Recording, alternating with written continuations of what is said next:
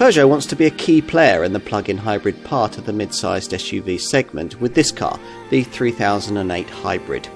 It looks smart, certainly makes the efficiency numbers, and will work well as a package for a family buyer wanting a degree of EV tech, but not quite ready to take the plunge into full battery motoring.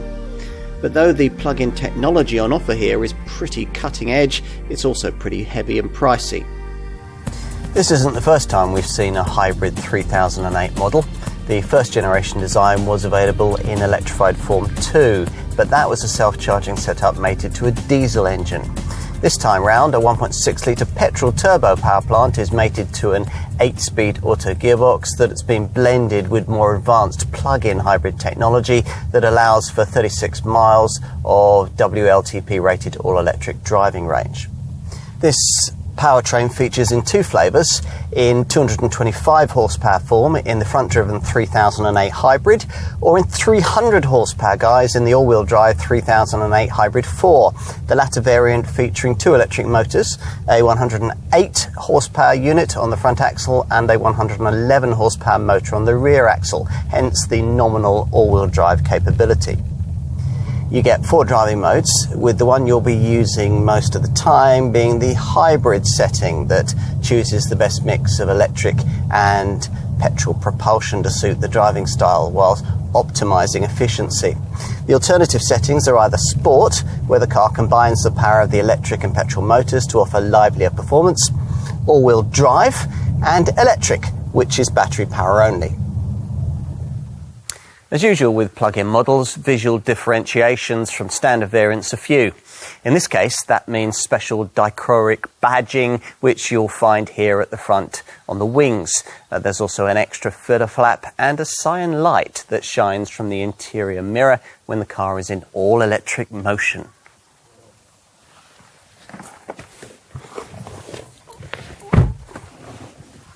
Inside, the hybrid model changes are subtle in this very high-quality cabin. There's a little lightning bolt piano key button just below the centre dash infotainment screen, which accesses various hybrid-specific functions. There's an extra energy display option for the instrument binnacle screen. We'll get to that. And the auto gearbox lever gains an extra B option so that regenerative braking force can be altered. That's about it. As ever with a 3008, the interior feels of much higher quality than you'd expect from a volume brand, aided in sophistication by a digital instrument binnacle screen and a huge display for the central monitor. As usual with a modern Peugeot, there's an iCockpit dash layout that you'll have to get used to that leaves you looking over the smaller steering wheel at the instrument binnacle rather than conventionally through it. A word about those instrument gauges. They represent another of this cabin's defining talking points. Conventional dials completely replaced by this fully configurable and customizable 12.3-inch colour screen. Just about everything else you'll need to know can be found on what looks like a tablet PC attached to the fascia, a multifunction colour touchscreen that's 10 inches in size. Let's take a look in the back.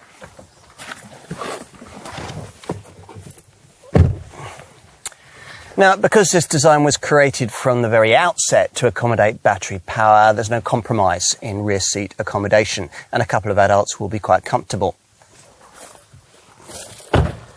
Boot space is perhaps inevitably compromised considerably by the battery placement, down to 395 litres from 520 litres normally. The fuel tank size is 10 litres smaller too. In compensation, Peugeot offers an extra 25-litre underfloor storage area for stowing the cables and a ski hatch so that you can push through longer items into the cabin.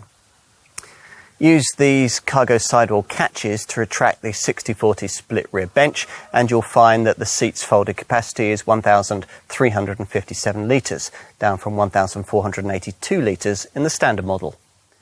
Front-driven 3008 hybrid pricing kicks in from around the £35,000 mark for base active premium trim.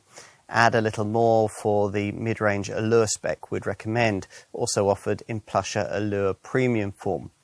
Ideally though, you'd want this top GT level of trim, also available in flagship GT premium form. The aforementioned 300 horsepower hybrid 4 model, which is what we have here, is offered in two forms: GT spec for around the £45,000 mark, and this top GT premium trim for around £47,000 or more. Yes, really. Let's get to the figures. We've covered the 36-mile WLTP rated all-electric driving range. It's actually more like 25 miles in real-world use. And we also ought to apply real-world thinking to projections of likely fuel economy, because the Fantasyland official combined WLTP figures up to 222.3 miles to the gallon for the hybrid and 235.4 miles to the gallon for the hybrid 4 aren't likely to be replicated by the average owner.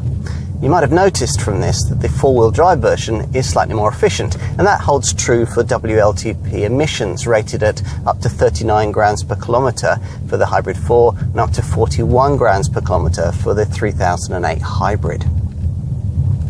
These readings will mean attractively low benefit-in-kind figures, a 12% benefit-in-kind rate for the hybrid 4 as opposed to 27% for an ordinary 3008 GT diesel. Bear in mind that you'll need to find £500 extra to upgrade your 3008 hybrid to a model incorporating a 7.4 kilowatt-hour fast charger that would be capable of accepting charge from anything faster than a domestic 3-pin socket. This halves charging time when charging with a typical garage 7 kilowatt wall box, and it really ought to be standard. Charging the 13.2 kilowatt hour battery takes 3 hours 45 minutes with a standard Mode 3 Type 2 cable, or 1 hour 45 minutes if the optional onboard charger has been fitted. You can certainly see why someone might be drawn to this 3008 hybrid. It's a far more complete product than the first generation diesel electric version ever was, and the stats are tempting. For the front-driven version, up to 222.3 miles to the gallon, up to 41 grams per kilometre of CO2, and 36 miles of all-electric range.